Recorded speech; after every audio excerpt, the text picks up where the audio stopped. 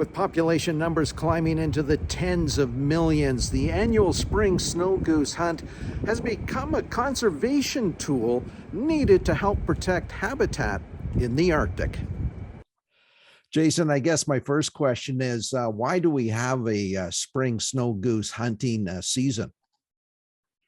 Well, originally, the spring snow goose hunt was set up to try and supplement harvest from the fall.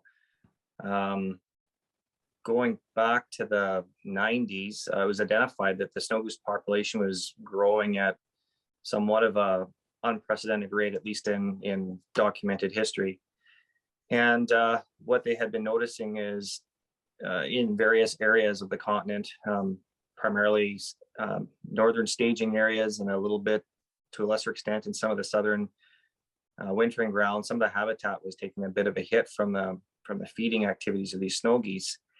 And as a result of some of the habitat alteration, it's affecting some of the other nesting species in the Arctic primarily. So the intent was to try to lower the population, or at the very least slow the rate of population increase. So in the late 90s, some of the US and Mississippi Flyway and Canada, Manitoba in particular, started a spring goose hunt. And within a few years, they saw some pretty significant harvest rates in the spring, rivaling that of the fall. And then, of course, more recently, we shoot more geese in the spring than the fall. Alberta specifically, we're a bit late to the game. No fault of anyone other than the fact that we're not harvesting primarily mid-continent snow geese where all the research had been focused. We do a lot of, we harvest a few mid-continent snow geese, but a lot of the Western Arctic snow geese. And we didn't have quite an understanding of the population. And what we did know would show that they weren't increasing at the time anyway, at that same rate. So Alberta's foray into spring goose hunting started a bit later, but with the same intent to try to slow the increase of the Pacific population or Western population of snow geese.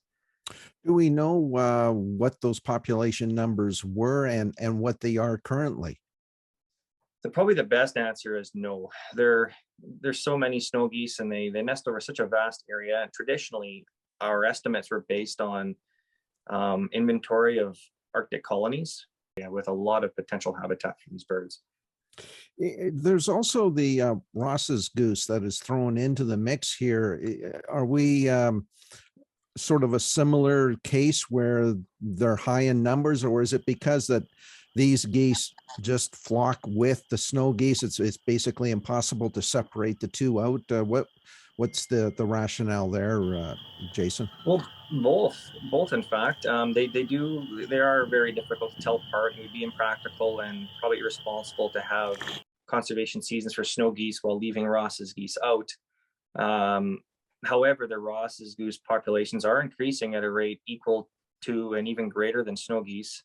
Having said that, their populations are much lower, so they're not at a dangerous level themselves, but they are increasing at the same rate. So getting after these rapidly increasing populations is something you want to do before it becomes too late. From your perspective, the number of hunters participating, is it a good number that might have an impact, or do we still have a long ways to go? Alberta has a long ways to go.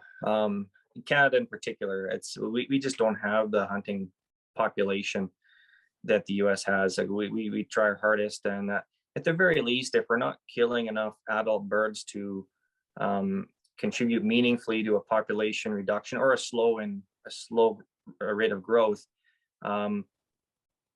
disturbing birds continuously on the prairies impedes their ability to put on those fat reserves that they use, fat and protein reserves that they use for the migration and egg production in the Arctic, which then makes it harder for them to continually have clutches of eggs and recruit young into the population. So it's sort of twofold. Removing adults from the population is helpful, and just keeping them busy enough that they can't put on required reserves before they hit the boreal forest and head north can be helpful as well. And maybe we touched base on this, but I'm not sure that well, maybe I just didn't pick up on it.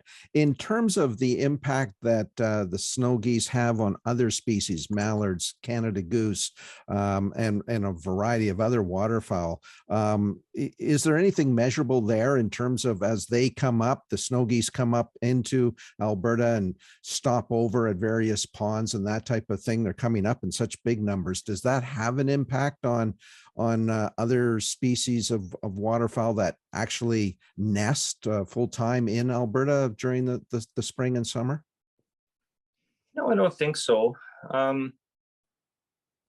They're using when they're feeding in the fields, they're picking up as much protein as they can and as much waste grain as they can to build those fat and protein reserves. But that's what's beautiful about the prairies. There's so much food available, and that's why they use this spot right here to pack on all those extra nutrients before they head north. So I don't think there's competition for nutrient reserves. They're not displacing let's say prairie nesting species from nesting areas. So I don't know, I might even consider the opposite, that having all those extra snow geese around provide better responses or better vigilance against predators. If all of a sudden 15,000 snow geese get up next to you, you're gonna want to know why. And lo and behold, there's a coyote walking down the shoreline. That could be helpful.